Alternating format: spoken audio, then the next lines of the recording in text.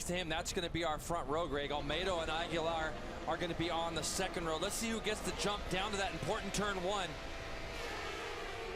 Good launch, yeah, from the second row. Brandon Posh looks like he's got off really well for the 21 on the Celtic HSBK Racing Yamaha, so he'll lead it into one. Now, Greg, the first 15 seconds of this start are so key. Why? Because when you're in one line, so you got to try to find a spot that you want to be in, not push too hard, because if you make a mistake here, it could cost you the rest of the race. Good to see all the field get through that little S section at the top of the hill in turn two. Sean Dillon Kelly makes a big move down through the S's.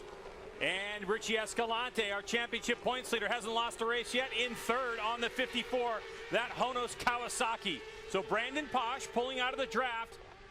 Is he going to do something? No. Into turn 6 they go. It's M4 X-Star Suzuki, Sean Dillon Kelly, who continues to lead the way. And look at Kevin Almeida pushing Richie Escalante there in fourth, and Aguilar is going to be just behind. Jason has shown some good pace. It looks like he may have got bucked up out of the seat. Not sure if that was him or not, but Jason Aguilar there. Nope, he's still there in fifth place, Greg. And then it looks like Max Angles with a great start for him coming from ninth. He's going to be putting himself right there in sixth place, snipping these front five guys. Hard on the brakes downhill into turn 10A, 10B. Escalante holds on to third spot. Looked like he was going to make a move. Benjamin Smith slides up underneath Lucas Silva. Getting down there into turn 10, we're going to have a big lead group, Greg, as they come across the line. This is as close as we've seen our 600 competitors together after a first lap all season. But it is Sean Dillon Kelly, Brandon Posh, and Escalante, the three that we've watched be on the podium all year, leading this race. The low point of the Michelin Raceway Road Atlanta roller coaster, turn number 1. And they're going to start heading back up this hill to the very tricky turn 2, 3 area. Aguilar has jumped himself into fourth there with Almeida. It's going to be important that those two guys don't mess around too much with each other so that these gaps don't start to create. You can see there's a little gap, and Aguilar had some pace at our second race at Road America, but he had lost touch a little bit early, and now he's trying to get himself back in there with these three guys. And if these three guys start drafting and redrafting, it will help Jason a lot. They fan out 3 wide into turn 6.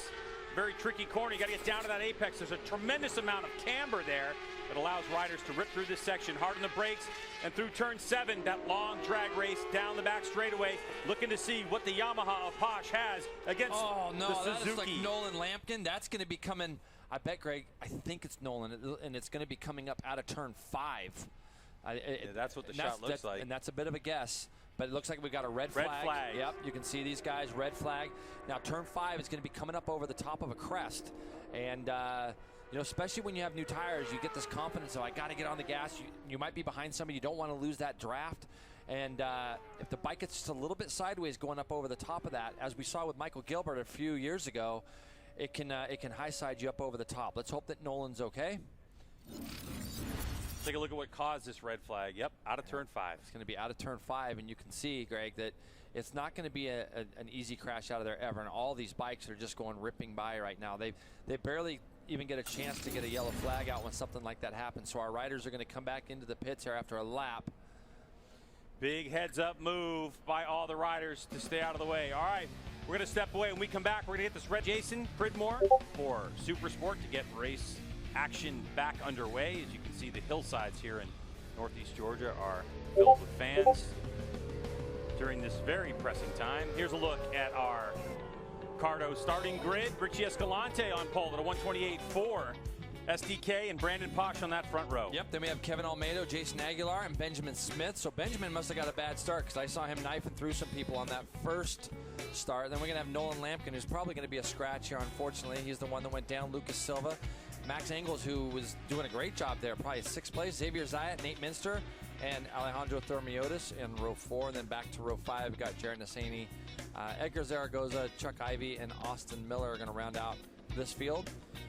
And, you know, as a rider, when you have a red flag like that, you've kind of had this big build-up in anticipation for a start. And then if you have a red flag after 1 or 2 laps, I don't know what it is, but you just come back to the line so much more, like, ready to go for the second start. So a lot of these guys have had a little bit of a test run, and you kind of almost feel like when you come back to the grid, you've had that 1 or 2 kind of laps to get whatever nervousness you might have out of your system. So we'll see if Brandon can get the same start that he got before. Dunlop, the tire of choice here in MotoAmerica, and they set the rules whether they're allowed to change the tires, and these are the same tires that these riders started in the original race. Here we go, Jason. Upper left-hand part of your screen, the red light's going to go on. When it goes off, it's time to go racing. In the heat of Georgia, clutches are out. Brandon Posh from the left part of your screen getting a good launch yet again. So the 21 heading off into turn number 1.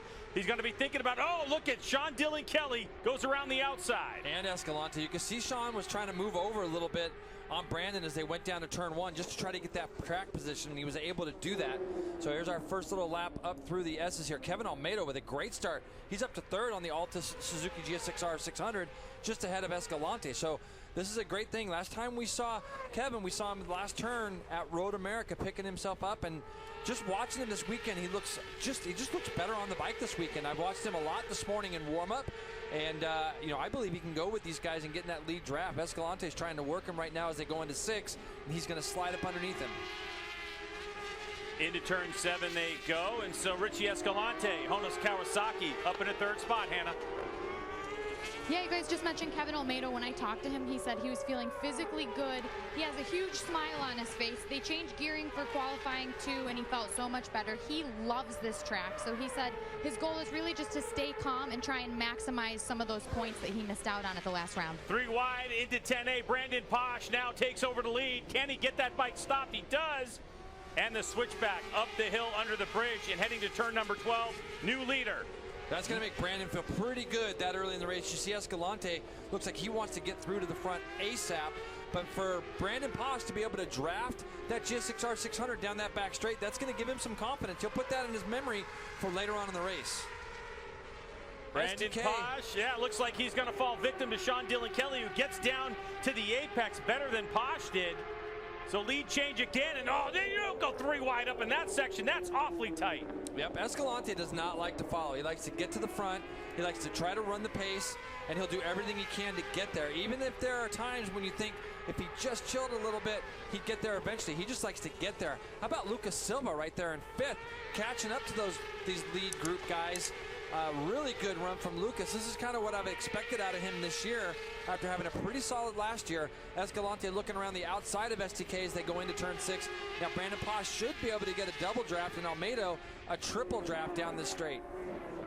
All tight up front. 1, 2, 3, 4. M4 X-Star Suzuki's SDK 40 leads the way. Here comes the Honus Kawasaki of Richie Escalante, your points leader. He's gone 4 for 4 this season, and he wants to win his 5th. He takes the lead.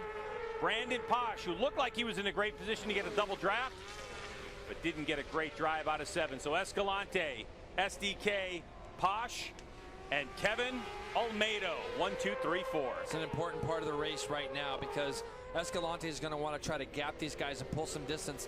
This morning, Greg, he was awful fast in the second qualifying session that these guys ran this morning.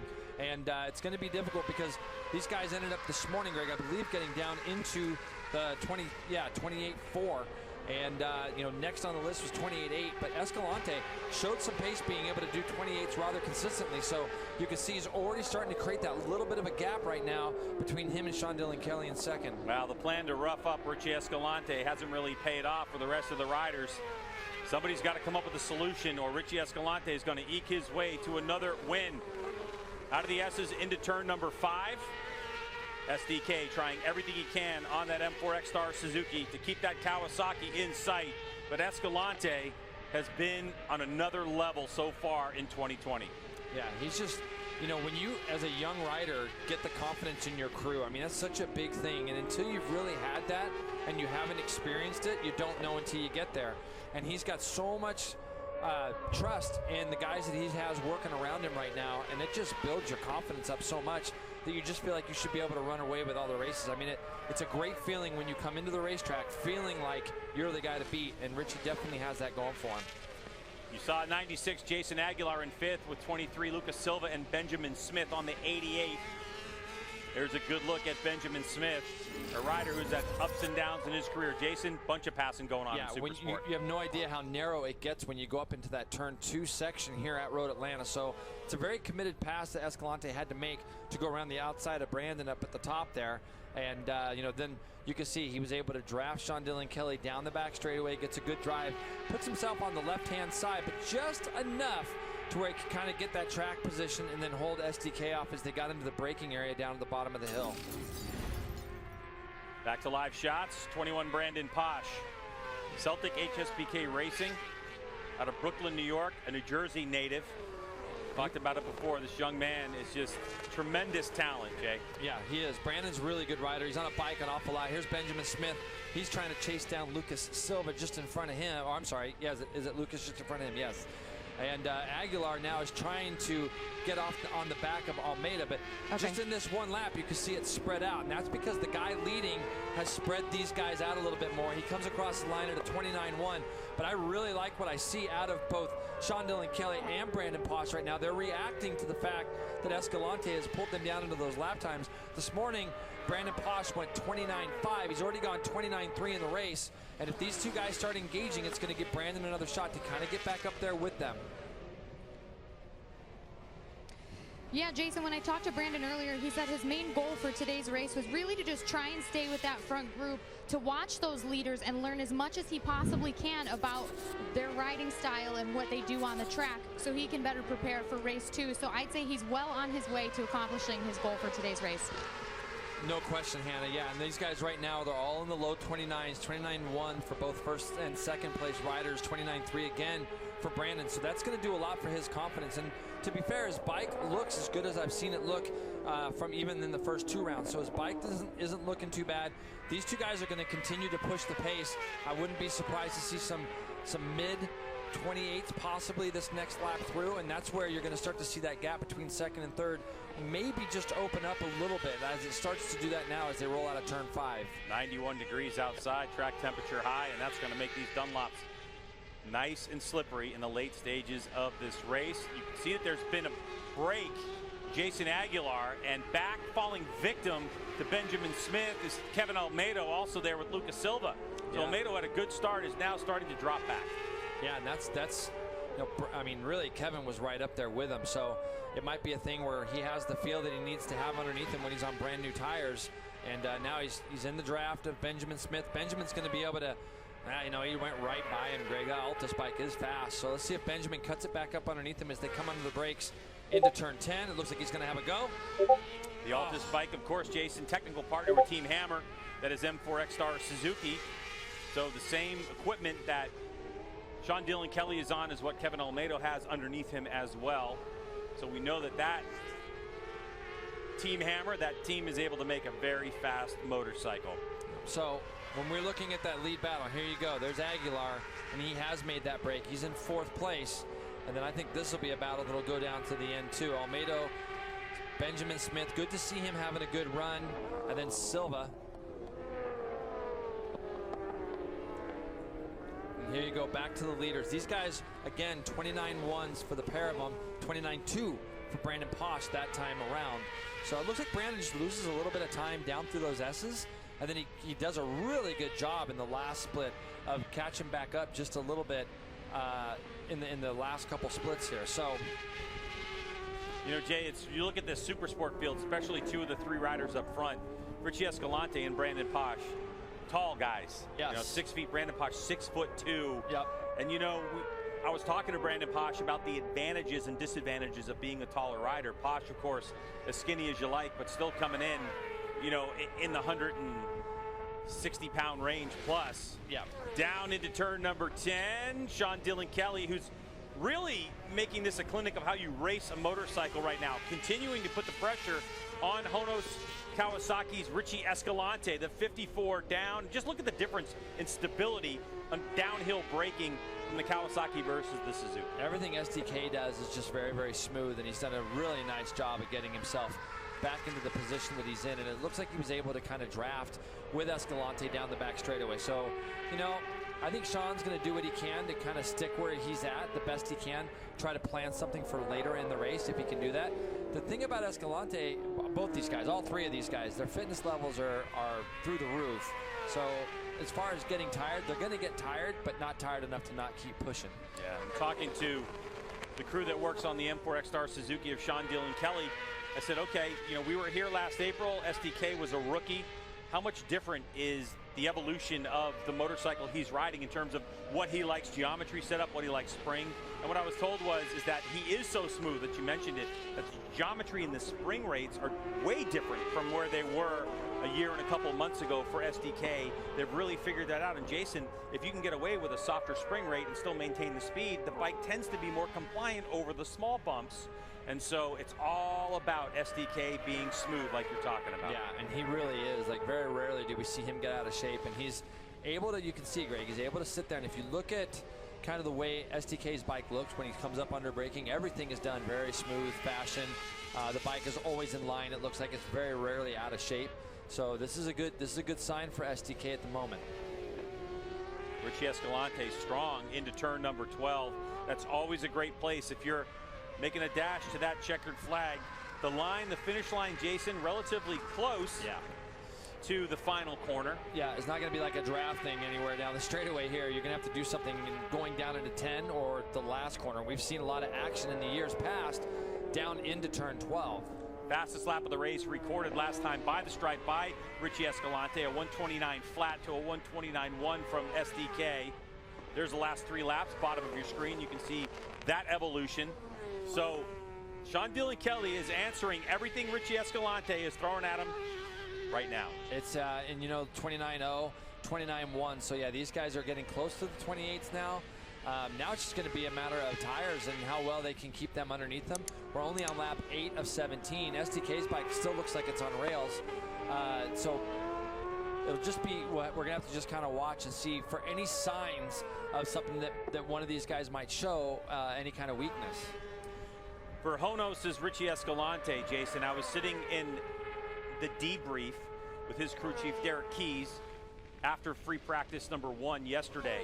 And in that conversation, Richie Escalante said to Derek, how many laps did we do? And Derek said, you've done 22. And he's like, how many laps is the race? He said 18. And Richie just smiled and he said, no problem. Yep. But it's now 91 degrees and the temperature is, it's scorching. But physically, I think both these riders train hard enough where it's not going to be a factor at all. Yeah, no, it's not a training thing for either one of these guys now. Now it's just going to be manage your equipment a little bit, although they're both still going full stop here. I mean, 29.2, 29.1. They've broken Brandon a little bit. Brandon's got 3.2 seconds behind SDK now, so he's kind of doing like mid-30s, as is Aguilar and some of the guys behind him. So Brandon's got a big gap back to 4th, but these two guys have checked out. Keeping an eye on the front end of that Kawasaki of Richie Escalante. As we know from history, this bike's been homologated in this series for quite a long time. And the Kawasaki known for front-end troubles over the years versus the Suzuki. But Escalante and his crew seem to have that thing dialed in really well at the moment. A good drive from Escalante, but he had to use more of the racetrack on that particular turn 7 exit than Sean Dylan Kelly. Don't you think, Greg, there's going to come a point where SDK, I mean, we've got 4 races under our belt now, 2 rounds at MotoAmerica, where, you know, the 54 here, Escalante has won all 4 races. I just feel like this is a really good weekend for Sean Dylan Kelly to kind of put his best foot forward and try to get a win here this weekend, or maybe even a double, and just to kind of set the record straight that he's going to be here all year and not let Escalante have his way all the time. I think it's an important weekend for him and that team. I agree. 96 is Jason Aguilar. He's in 4th spot. So Aguilar, who races for the Riders Law Aguilar Racing on the Yamaha R6, has got a whole heap of the 16 Kevin Olmedo right behind him on that Altus Motorsports GSX-R 600. You almost kind of wonder if Kevin had a little issue somewhere that we didn't catch, because he did fall behind all these guys. Look at the drive he's got up the hill. Is he going to try to go? Oh, it looked like he was trying to go up underneath Jason as they went up into the S's, but all of a sudden, you know, Almedo has dropped Silva. Silva's dropped back to 6th back there, and Benjamin Smith. Both of those guys, these 3 guys were tied together, and Almedo has got away from those other 2 and ran down Aguilar. When I spoke with Aguilar yesterday, Jason, he was telling me that over the last couple of weeks that we've been away from racing, he wasn't able to throw a leg on a motorcycle at all. He's been working so much, and his training regimen was really down. So the first session he went out and he only did a couple of laps just to get his brain back up to speed. And I think in speaking with him, his physical conditioning is something that's playing in the back of his mind. I think if Kevin Olmedo knew that, At this point, if I can't get away from Aguilar, I'm probably just going to sit on his tailpipe, wear him out, and make a move with a couple of laps to go. And Kevin's, I don't know what Kevin's training has been like lately, because he's coming off of a couple of little small injuries, and I don't know how much that impacted his training and such either. So, right now, I think for Kevin Almeida, what he wants to do is just bring a result home for his team. We saw him at the very first race of the year finished on the podium, which I think was probably better or more than what any of him or his team maybe would have thought was possible to start the season. And then we've seen a few mistakes as well. And we know he got, we know he fell coming onto the front straightaway at MotoAmerica and looked a little bit dinged up, and was worried about making this event. But look at the run he gets up on Aguilar as they go through the middle of turn 1 and up the hill. Really solid up through here. Into the tight turn 2, 3 area. A much different section than we used to run a number of years ago, but it puts you out in the same spot, heading down towards the famous Michelin Raceway Road Atlanta S's. Into turn 5 we go. A very interesting and fun corner. As we go back up front, here's Richie Escalante and Sean Dillon Kelly. That gap still about a tenth of a second. But that first split is quicker than we've seen all race out of both of them. So all of a sudden Escalante goes 34.5 in the first sector and drags SDK along with him. So it's good. Sean Dillon Kelly is responding to everything that's happening right now. As you can see them coming down into turn 10. They're on a pretty good, this is probably going to be another low 29. But fastest first sectors this late in the race. Incredible. We're talking about physical conditioning, the heat, as well as tire wear. And look at Escalante just getting that Kawasaki all out of shape. Let's look at these lap times and see with the wheel in the air, the 54. Hono's Kawasaki comes across the line 29.1. Yeah. So just a tenth of a second, little less than that off the fastest lap. And Sean Dillon Kelly matches it with a 29.182. Yeah, that's exactly what he's got to try to be able to do. And when you see that the guy has started to push that pace, I mean, it's really funny how it works, Greg, because you'll be behind somebody like Escalante now, and all of a sudden he'll clean a sector, and you'll see a little gap start to appear, and you think, oh, I can't let him go. Like, I can't let this guy go. And that's exactly what STK did. It was good to see him grind out that second sector. Yeah, but let's switch the mental game to the rider in front. So Escalante now is trying to throw down a couple of hard laps, and he's not able to shake Sean Dillon Kelly. Who mentally does that give the advantage to? Well, again, Escalante, I think, likes to lead. He likes to be at the front. He likes to set the pace. And what you're hoping for when you're the rider in front is that all of a sudden when you come by your board the next lap, you're just begging for a +1 on there. Yeah. You know? And some guys will go half-second increments on their boards where it'll say +0.5 or +0.5 rather. And so that gives you a little boost, to get yourself, okay, it's starting to happen. I'm starting to break him a little bit. And right now you can see this gap that we have on our screen right now, this is the biggest gap we've seen. He's gained a tenth in the first sector, and he's gained 3 tenths, Greg, in the second sector. So he's pulled away almost half a second. It's not going to be enough for his crew to put a 1 on the board or even probably a half a second on the board. But it is starting to happen just on this lap 12. Here we go. It's going to be 5 laps to go, Hannah. And deep in this race, is there any concern about the Dunlop tires holding up in this heat? Yeah, I just spoke to Tony Romo from Dunlop, and he told me that Sean Dillon Kelly is on that super soft compound front tire, whereas Richie Escalante switched from last round to now the extra soft front compound tire. So it just depends. He's confident that they will both go the full race distance, no problem. So it's just dependent upon how the rider rides personally and how they manage the tire personally. But it's all about feel for that individual rider. But no problem at all going the full race distance.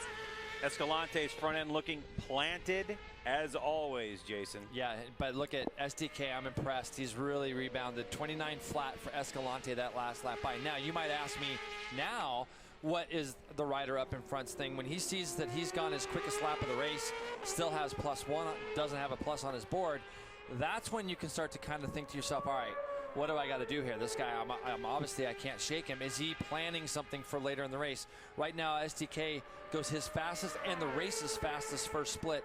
So he is sticking right in there with him still. And you can tell, Greg, it looks like he's going to have a go. SDK is going up the inside. He's going to make a move right now. He gets it done. Can he hold it nice and tidy? He stands Escalante up. So now the M4X Star rider is in the lead as they head down the hill. Escalante not going to fight back right now as he sends his Kawasaki sideways. What a move by Sean Dylan Kelly. And I think that's what he's got to do. I like the move. There's part of me that wishes he could have waited another couple of laps, but maybe he wants to try a shot at leading this race. Now keep in mind, he just ran his fastest first split in the split that they are in now. Maybe he feels that this is a spot that he can get away just a little bit. Sean Dylan Kelly has really played a smart race. The only question we have right now is it a little bit too early? I was going to make the comment before SDK made that pass, Jason, that he's been the one studying Richie Escalante. He's the one learning a lot about Richie Escalante. Why give him the opportunity, Escalante, to go to class on SDK? Well, there's the pass that you can see, and I think it was good here. Sean did a really nice job at really slowing his apex speed down in turn B there so that Escalante couldn't cut it back up underneath him. So that's some really great racecraft on SDK's part. You can see in the right side of our screen, and now on our full picture, he's opened up that gap. But Escalante isn't the kind of guy that wants to sit behind. He's going to do everything he can to draft back past Sean Dylan Kelly right now. I don't think he's a very patient guy, Greg. So you can see he's up alongside now. Now it's going to be a braking battle down into turn 10. Here they come side by side, the brake lever on.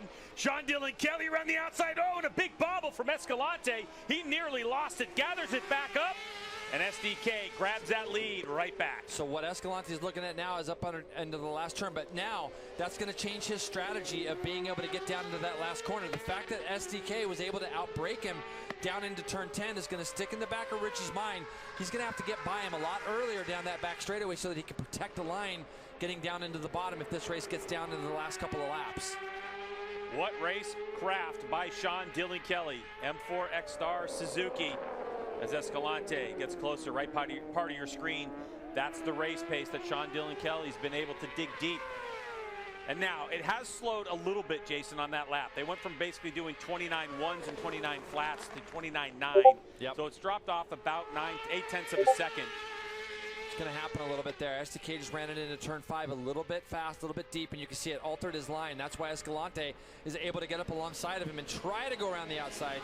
Sean Dylan Kelly doesn't allow that to happen as they roll into 7. Now, in my belief is that Escalante is going to try to get by him a lot earlier down this back straightaway. He's closer, and then he's going to try to protect that line going down into turn 10.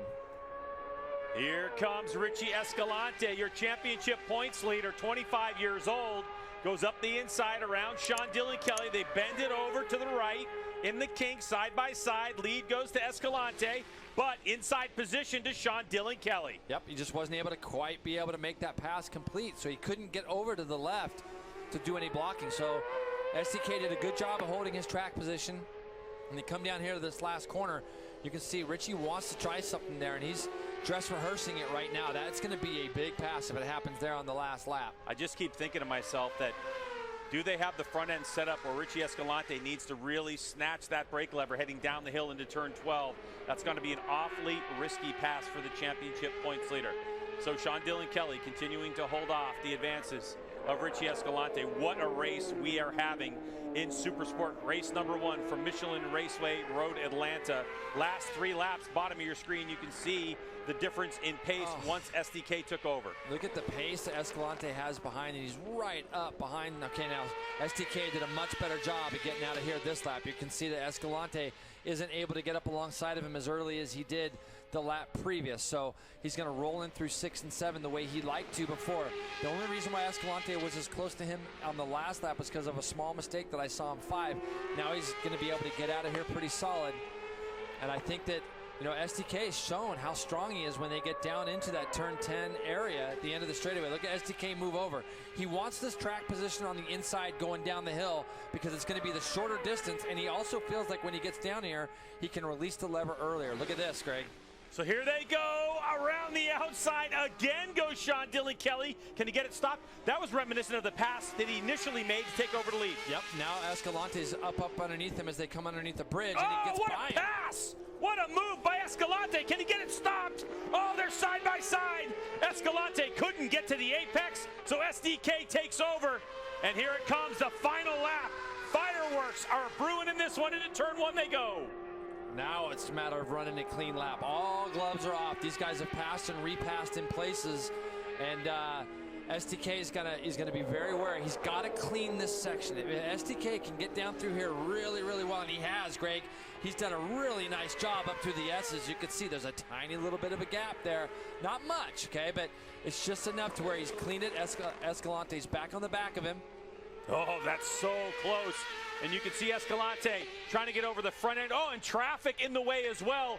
They've seen some blue flags. Hopefully they get out of the way and let this race continue into turn 6. So we got about half of Michelin Raceway Road Atlanta to go. Oh, there's 2 guys as well, and they're going to get these guys in a horrendous spot unless both guys have recognized that they're coming and get out of the way, Greg, like you say. But this is going to thwart what Escalante wants to do. Look at SDK move over, and these 2 guys in front are still battling and racing, and Escalante's going to go through. Now it's going to get exciting when we get down to turn 10. Hold your breath. What's going to happen into 10A?